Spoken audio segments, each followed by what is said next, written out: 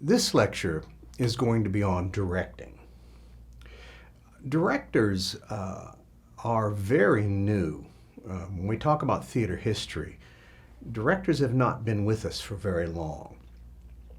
If we go back to the ancient Greeks, pretty much the playwright would write the play, find the actors, do the play, be in the play, and it was pretty much the writer who did everything. And that would be the case as far along as Shakespeare.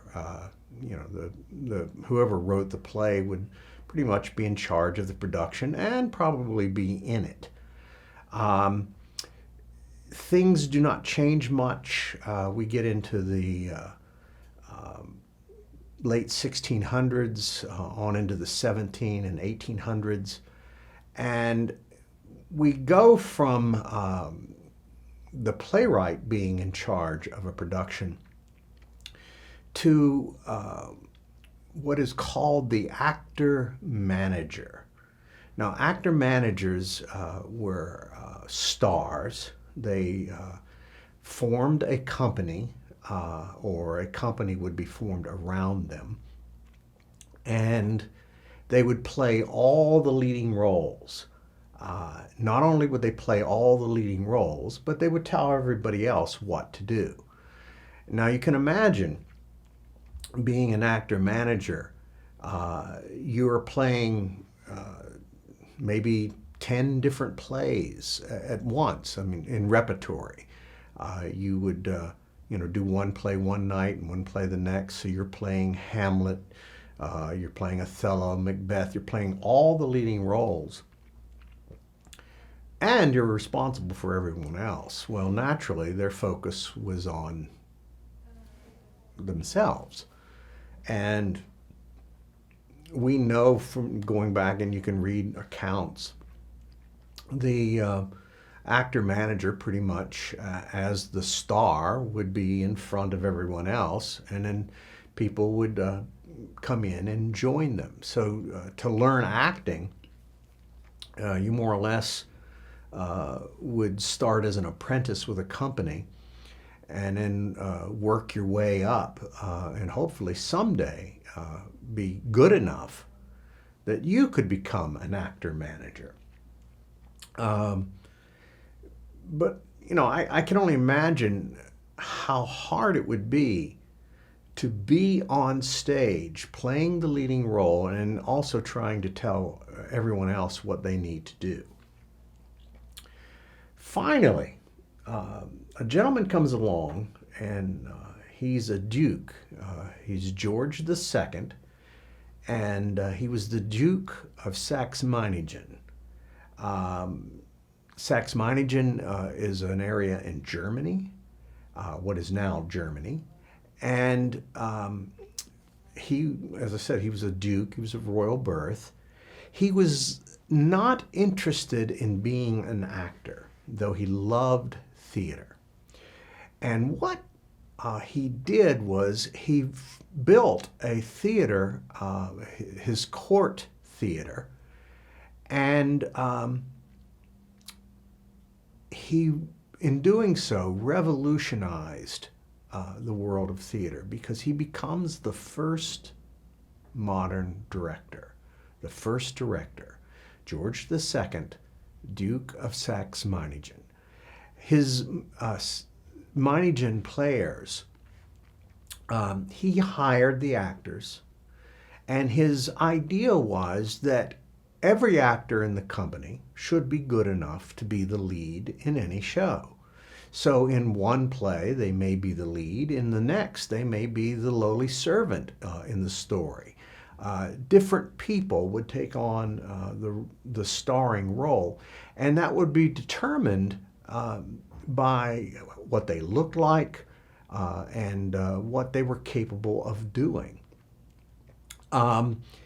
He also, for the first time, hired designers who came in and designed specifically for a show. And he would tell them what his idea for the play would be, and then they would make his idea come to life. That had never happened before. Costumes were show specific. So no longer did the actor choose what he or she wanted to wear, but now there was a designer working for the director who created very specific costumes for that play and for that specific character. Revolutionized theater. The Meningen players toured Europe, and everywhere they went, people fell in love with them. They, as I said, revolutionized theater. There had never been anything like this before. And other people around the world, as they heard about them or saw them perform, decided that's what they wanted their theater to be. After seeing the Saxe-Meinigen players, it was Stanislavski was so impressed that he got the idea to form the Moscow Art Theater, and he became the artistic director there. So the artistic director is born. Now, you may ask, what does a director do? Well, their role is to interpret the play, then create a way that that play can be done and make that interpretation clear to an audience. They are responsible for all aspects of the production. They are in charge of the design. They are in charge of the actors. Anything that has to do with the execution of the play. That is what the director does. They go through a long pre-rehearsal process where they read the play over and over again, do lots of research about the time period, where the play takes place, who these characters are, and then they have to communicate that to their designers.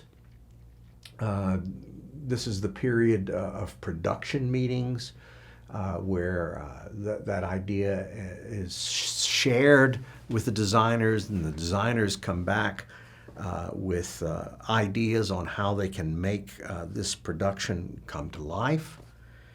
And finally, they have the second part of the play, which are the rehearsals and the performance. During the rehearsals, the director's in charge of the rehearsal. They block the play. In other words, they show the actors where they need to be on stage at any given time during the play. They help the actors with interpretation of character. And then they continue to take the play through the technical rehearsals when all the technical elements are added, through the costume, when the costumes are added. These are called dress rehearsals. And finally, the play opens. In the professional theater, the director does not stay with the play. Once the play begins, then they are free to leave, and the running of the play is turned over to their stage manager. The stage manager works directly for the director. The stage manager is the liaison between the director and the designers, the director and the technicians, and the director and the actors. And it is the stage manager's job, once the play begins, to keep it running the way the director wanted it to run. They are to maintain the director's play. Stage managers have a lot of power in the modern theater. In professional theater, they certainly do. They keep up with people's times. They hand out fines if someone does something wrong. If someone is sick, and can't go on. It is the stage manager's job to make sure that the understudy is ready to go in. If any rehearsals are needed, they call those rehearsals. And during the show, it is the stage manager, through their prompt book, they call all the cues of the play, be they sound cues, lighting cues, whatever they might be. It's the job of the stage manager to do that. So you have the director, and then you have the stage manager. Now, the stage manager may also have assistant stage managers who work for the stage manager to get things done backstage, especially while the stage manager is in the booth calling the cues during the run of the show. Now, in that pre-rehearsal period, once the director reads the play, they try to figure out what the message of the play is, what the super objective of the play is. What did the playwright want us to learn or want us to get from seeing this play? From that super objective, the director creates what is referred to as a concept. The director's concept is how he or she sees the play being performed. The concept is the guide for everyone else. The designers and the actors all work to make that concept come to life. So I've interpreted the play. I want to make that interpretation come to life. How can I do this play be true to the playwright and the playwright's intention, and yet make my audience truly understand and enjoy this production?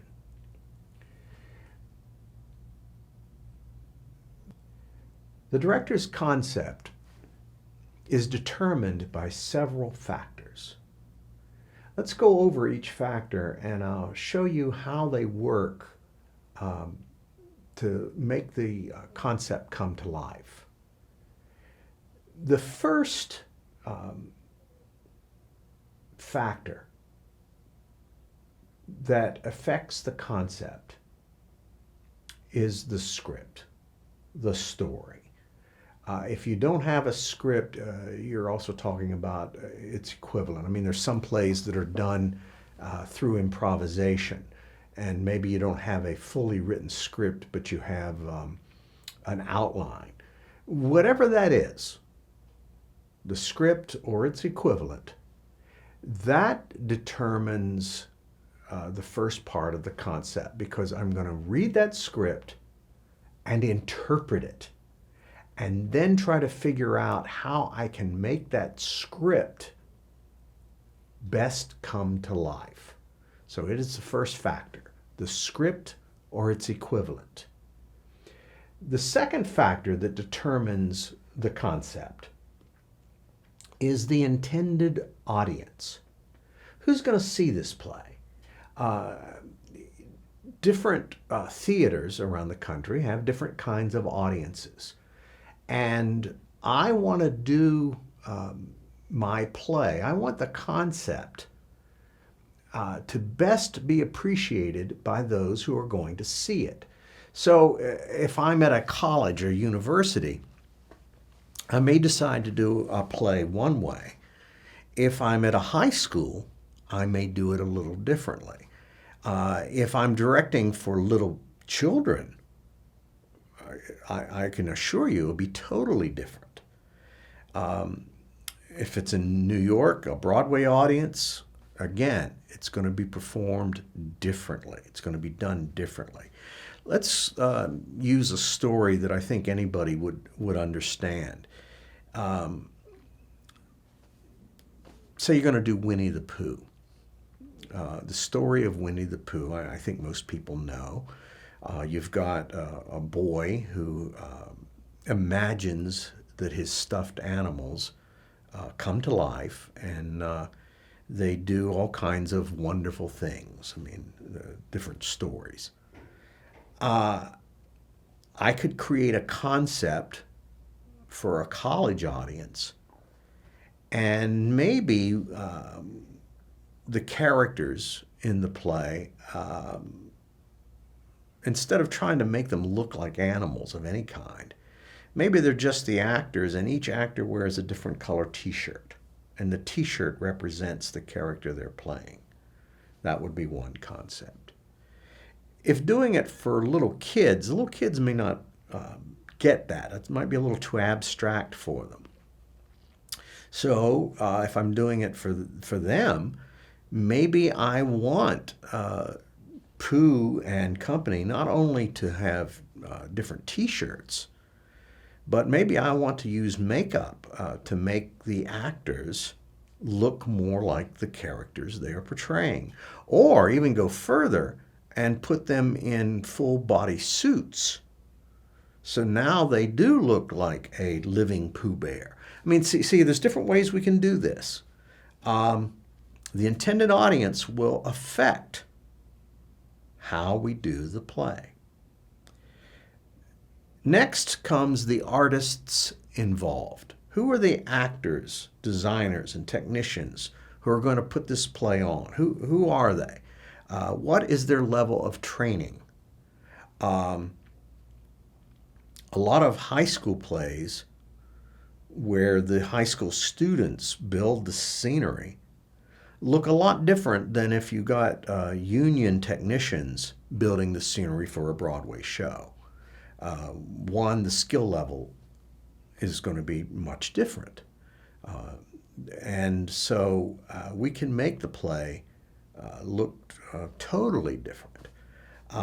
If I got little kids, say I'm working with a daycare center, and we decide to put on a play, and we're going to use the children in the play, and I'm going to get the children to help build the set. Well, it's got to be very simple. Maybe it's cardboard boxes that I let the kids color or paint. And that won't work for the Broadway show. We're going to have scenery. And it's going to look, we're going to, if we're going to build the tree that Pooh tries to go up to get into the beehive to get some honey, probably the Broadway show is going to have a very realistic, or at least very stylized looking tree. The high school production might be made of cut out plywood and put on a frame to look like a tree. If I've got little kids, like I said, it could be just a little cardboard representation of a tree. It all depends on the artist involved. Same thing goes with the actors.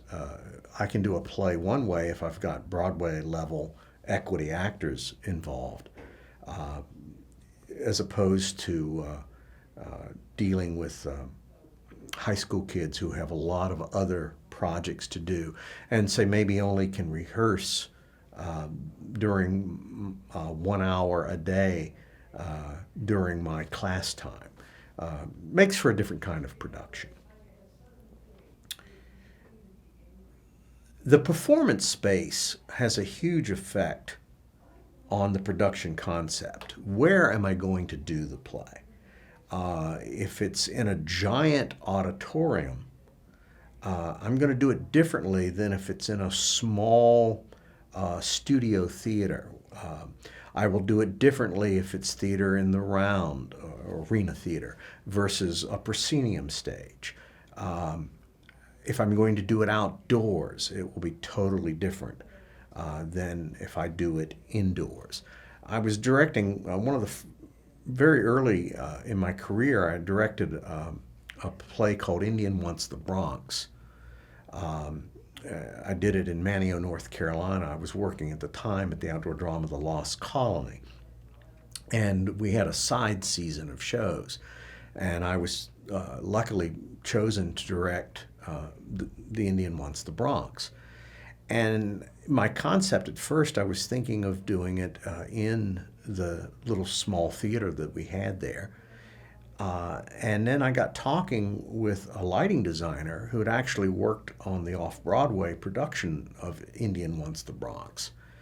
And he said to me, he said, you know, if I were doing that play, I wouldn't do it in the theater. I would take it down to the parking lot.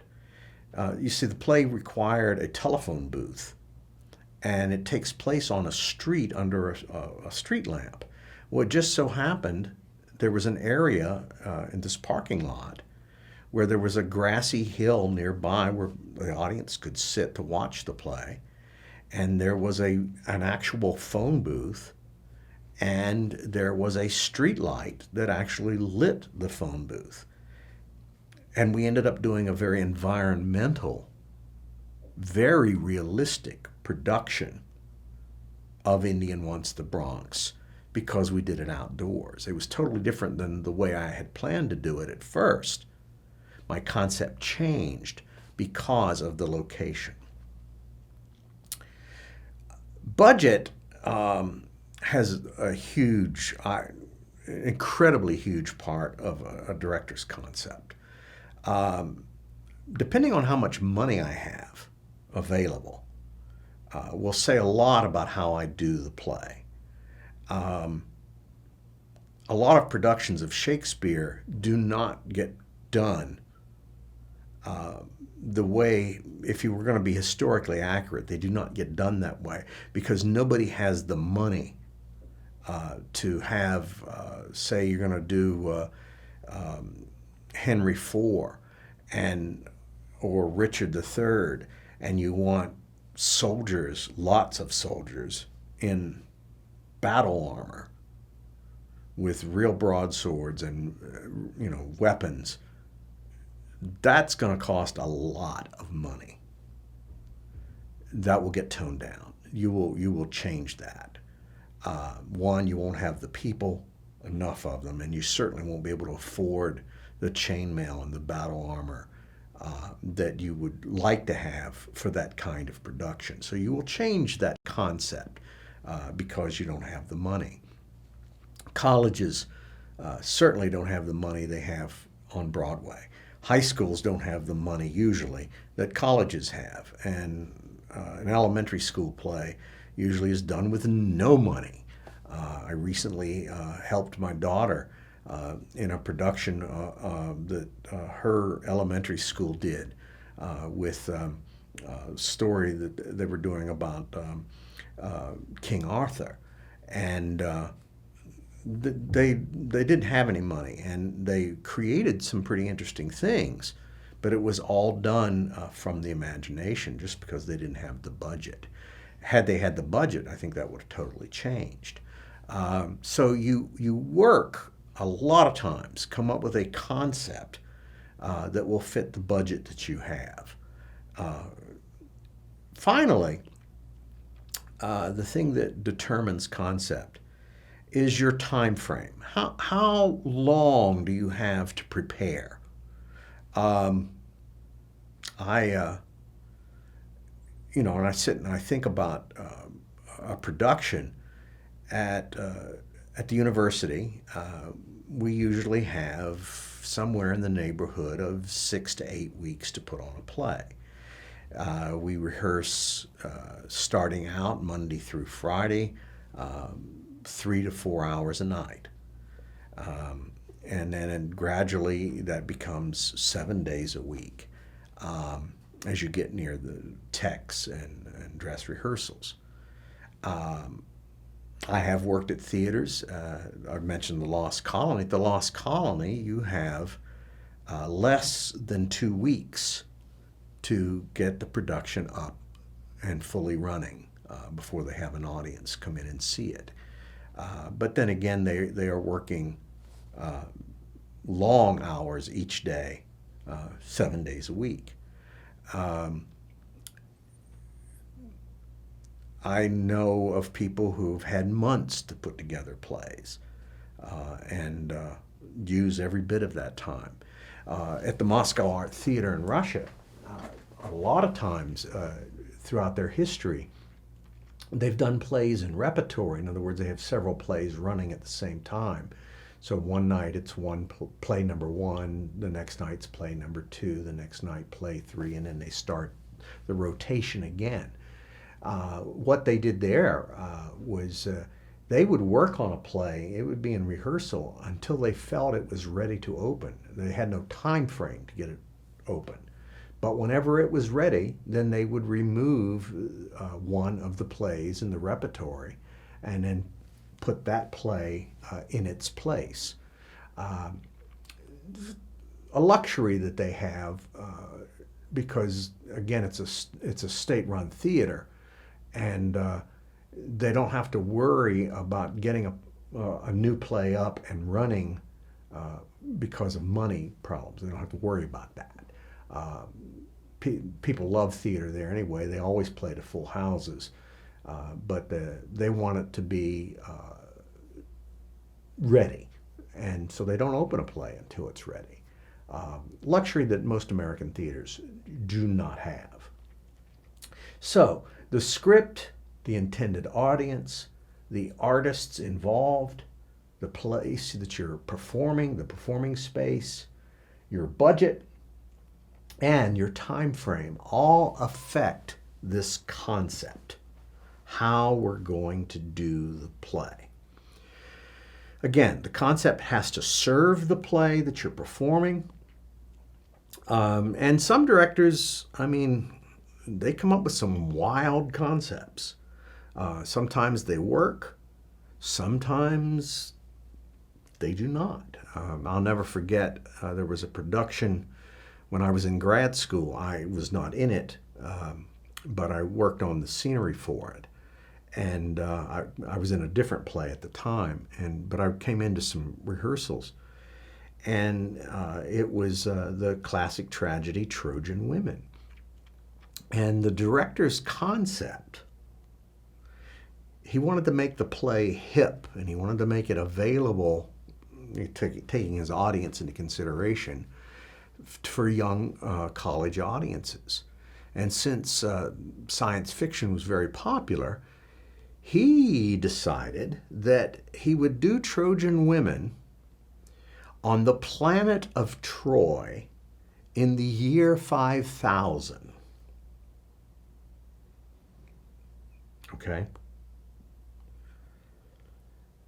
The set, we saw the wall of Troy. And right behind the wall of Troy was a giant lunar lander, like they landed on the moon with. And at the beginning of the play, I'll never forget this, a hatch opened on the lunar lander, stairs fell out, and out marched, they were supposedly the Greeks, in astronaut uniforms, helmets and all, carrying a flag of the United Nations. And they had just conquered Troy. At times, the spaceship would they had fire extinguishers hooked to it, and they would fire off blasts every now and then coming out of it to make it look like it was a real lunar lander sitting there. And this concept didn't work. This was not a very well done, very well recepted play. In fact, it got a lot of laughs from the audience instead of it being a serious tragedy.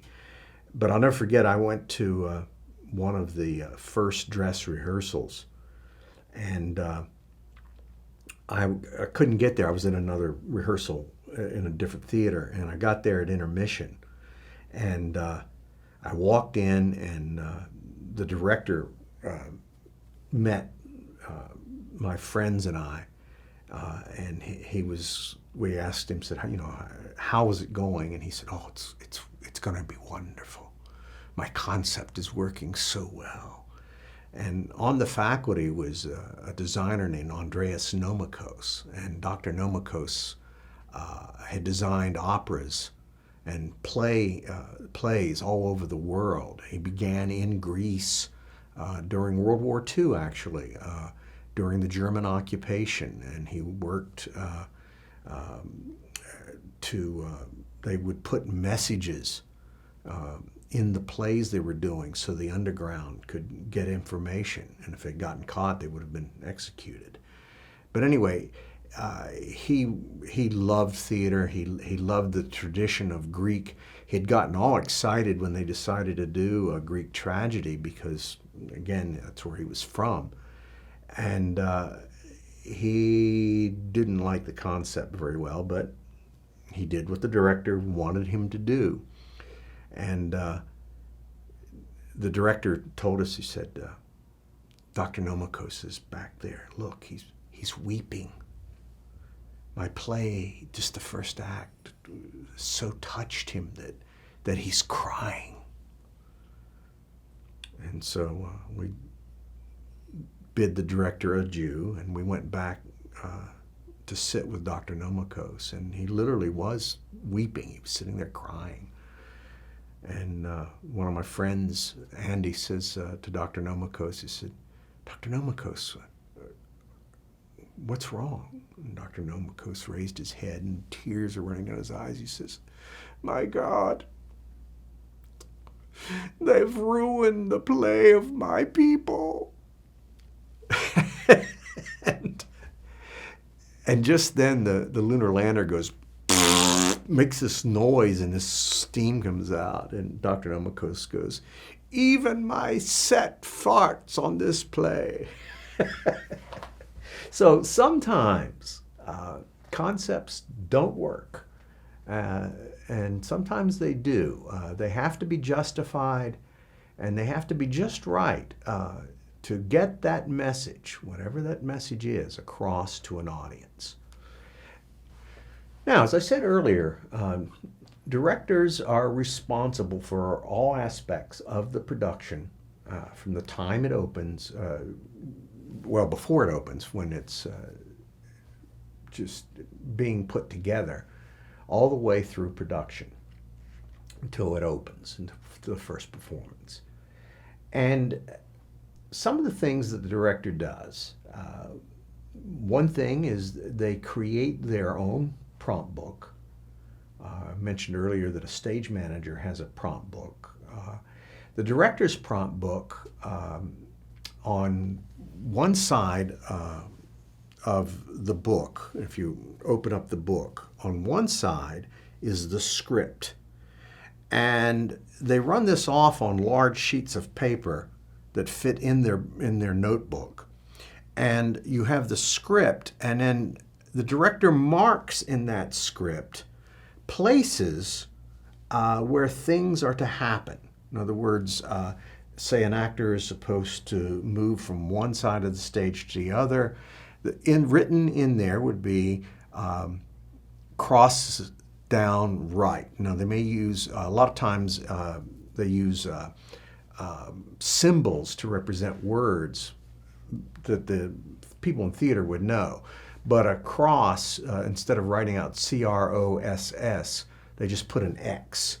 And the X means cross, and then DR would be down right.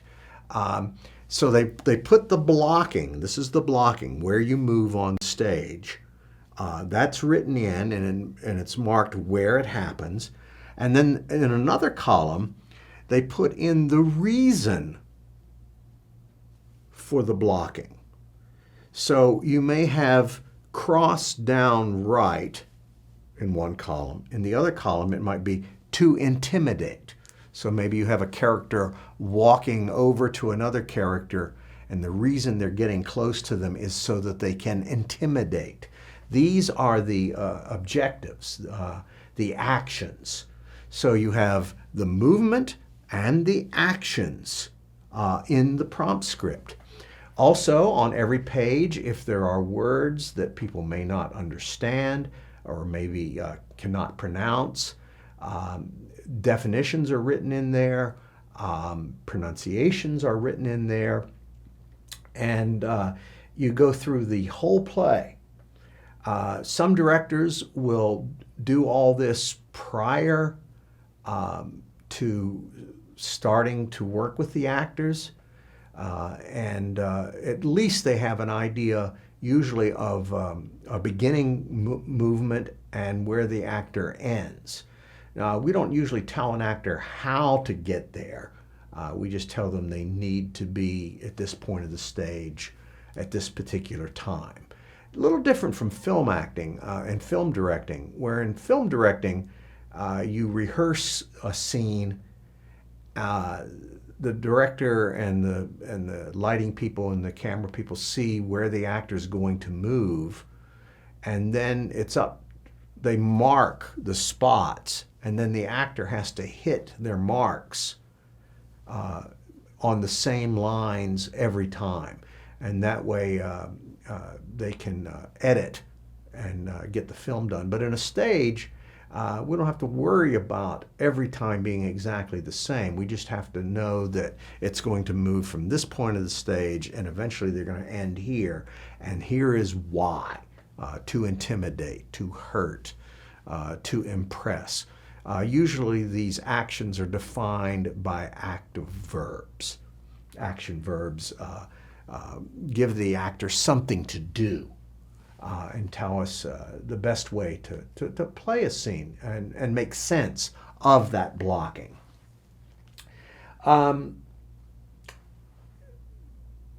Directors are concerned with things like balance. They want most of the time, you want the stage to be balanced. In other words, if you have several characters on stage, somebody's going to be right, somebody's going to be left, as opposed to everybody being over on one side of the stage. Then the stage is unbalanced and may tip over. But you want balance on stage. You also want to think about who gets focus. The person who gets focus is usually the main character, or certainly the character who has lines. And we put them in stronger positions. For example, downstage towards the audience is stronger, that's a stronger position, than upstage, away from the audience. The closer I get to them, the more likely I'm going to get focus. The audience is going to look at me. Another way to get focus is to get higher, the level. This is why in a lot of stage plays we want not just furniture but levels, so they'll build platforms. And if I want to put an actor in a strong position, the higher up you go on the stage, the higher you are, the more focus you will get. If you want somebody not to have the focus, you put them way down low. And we will look, the eye tends to go to the person who is in that higher position, the stronger position. To help with focus and to help shift focus quickly, a lot of times actors are placed, if there's more than two actors on stage, they are placed in triangles. If I have a triangle on stage, you can shift from person to person. They're all open, in other words, we can see all of them, and they can shift who has focus just by turning and giving focus to the person who is speaking. And you don't want this to be obvious, but next time you go see a play, watch. A lot of the actors will end up in triangles. It works a lot better than a straight line. If the actors are in a straight line, it's really hard to tell who we should look at. But by pulling somebody out and putting them more in a triangle, then it's easier to see who everyone is looking at and who we should, as audience members, look at. So I'm interested in them staying open, in other words, being able to see them, and I'm also interested in who is to get the focus and making sure that happens. There's nothing worse than a play where somebody is just doing a great job of acting and we're all watching someone else. That is referred to as upstaging. There's a great story about a Broadway actress who was doing a Shakespearean play, and she was down center, and she had a death scene, and she was just acting her life out. I mean, just giving it her all. And she noticed that the audience was not responding to her at all. In fact, some of the audience was giggling, and she got really angry. She couldn't figure out what was going on, but knew that they shouldn't be giggling at her in her death scene in this tragedy. And out of the corner of her eye, she just happened to catch one of the guards standing in the background, who was back there holding a spear, and he was picking his nose while the scene was going on. So, the audience, the focus went to the wrong person. So when we're in the background, I'm looking at the person who's supposed to have focus. And the director helps make sure that that happens. Basically, we go through a series of things as a director. There is research. Once the research is over, we go into the production meetings. When we finish the production meetings, we are then in charge of casting the play. We have auditions. We cast the play. Then there are more production meetings before the play opens, because now we have actual people, so that the costumer especially now knows what they're going to look like. Then we have our first rehearsals. Usually the first rehearsal for a play is called a read-through.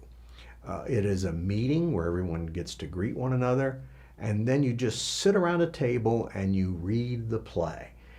This gives a chance for the actors to get to know who's playing what roles. It's also a time for the director to talk about concept, and as you go along, if there are any special pronunciations, any special interpretation, the director can inform the cast while they're all together, so everybody gets this. Now, some companies, if they have a little more time, will do several of these readings. It'll be more than one. In college, a lot of times we have time for one, maybe two read-throughs. And then we begin what is called blocking. Blocking is where the main focus of the rehearsal is moving the actors around the stage. Where are they going to be at any given time during the play? There are a number of these blocking rehearsals. Usually a director will divide the play into beats. Beats are small little sections where we're working for one objective, and then the objective changes, and now we're in a new section of the play. So we block the play beat by beat, and that way we get one beat right, and then we can move on to the next one. Following the blocking rehearsals, there are a number of rehearsals that now we deal with the subtext of the play and making the play very clear to the audience. So we work each individual beat. The actors, we're not thinking about, as a director, I'm not worried about, now I need you to cross down right, or now I need you up left. Now I'm talking about what your objective here is. You want to hurt her. And she wants you to, in this divorce, they're trying to hurt one another. And underneath the lines, they might be saying, I love you, but they're not. That's not what it means. So let's make that subtext clear to the audience. So that's what you're working on. Finally, you get to run-throughs of acts, run-throughs of the entire play. And by the time you get there, you're really working on the tempo rhythms of the play. Is it fast, slow, the speed? And then finally, you get to the tech rehearsals, where we now bring in the technicians, and there's lighting and sound. We have all the props now. We're working with everything that we're going to have, except costumes. And that happens at the dress rehearsals. At the dress rehearsals, we now introduce the costumes. And then finally, a play may open with a preview, in other words, an invited audience that will come in. On Broadway, they do a number of previews to see how the play is going to work, and then they can make changes before it actually opens. And then finally, the play opens. And like I said earlier, once the play opens, the director's job is over. The director now leaves that play and goes to work on another one, hopefully. And the play is turned over to the stage manager. So that is pretty much what a director does and how they do it. I hope that you enjoyed that, and I'll see you again next time.